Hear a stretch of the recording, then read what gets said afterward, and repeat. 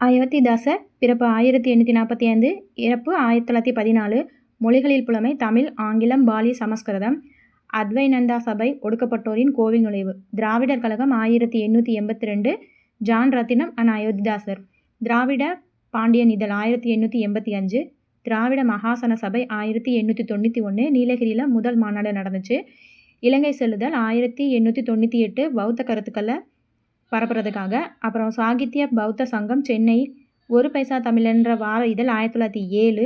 இவர் எழுதிய நூல்கள் புத்தரது ஆதி வேதம், இந்திரர் தேச சரித்திரம், விவாக விளக்கம், புத்தர் சரித்திரப்பா.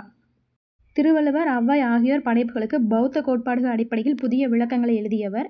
இவர் இயற்பெயர் காத்தவராயன். குரு வல்லகாலத்தி அயோத்திதாசர். அவர் மீது கொண்ட பாசம் காரணமாகத்தான் இவர் பெயரை அயோத்திதாசர்னு மாற்றிக்கிட்டாரு.